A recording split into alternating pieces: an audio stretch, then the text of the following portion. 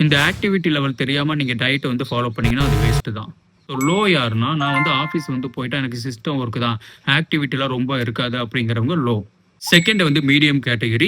எனக்கு 50% ஆஃபீஸ்லயும் ஒர்க் இருக்கும். இன்னொரு 50% வந்து வெளியவும் எனக்கு ஒர்க் இருக்கும். ஆக்டிவிட்டியும் வந்து இருக்கும் அப்படிங்கிறவங்க second category. So third category வந்து எனக்கு ஒர்க் போனாலே ஹெவி ஒர்க் தான் வந்து இருக்கும். ஆக்டிவிட்டி வந்து இருந்துகிட்டே இருக்கும் அப்படிங்கிறவங்க ஹை கேட்டகரி. இப்ப எக்ஸாம்பிள் 80 கேஜில இருக்கிற ஒரு பெர்சன் வெயிட் லாஸ் வந்து பண்றாங்கன்னா, அவங்களோட கேட்டகரிக்கு தகுந்த மாரி கேலரீஸ வந்து கால்குலேட் வந்து பண்ணிட்டு, ஸோ அதிலிருந்து 300 டூ 500 கேலரீஸ் கம்மி பண்ணி அவங்களோட டயட்ட வந்து ஃபாலோ பண்ணாங்கன்னா, அந்த டயட் வந்து சக்சஸ் ஆகும். ஸோ இப்ப நீங்க எந்த கேட்டகரின்னு சொல்லி பார்த்து, உங்களோட கேலரிக்கு தகுந்த மாரி வந்து உங்களோட டயட்ட வந்து ஃபாலோ பண்ணீங்கன்னா, உங்களோட கோல ஈஸியா வந்து அச்சீவ் பண்ண முடியும். டயட்டும் வந்து சக்சஸ் ஆகும். ஸோ உங்களுக்கு டயட்ட பத்தி ஏதாவது கைடன்ஸ் வேணும்னா, எனக்கு கமெண்ட்ல வந்து உங்களோட ஆக்டிவிட்டி லெவல் என்ன, உங்களோட வெயிட் என்னன்னு சொல்லி கீழ கமெண்ட்ல சொல்லுங்க. நான் உங்களுக்கு டிஎம் பண்றேன். என்ன டயட் வந்து ஃபாலோ பண்ணலான்ட்டு.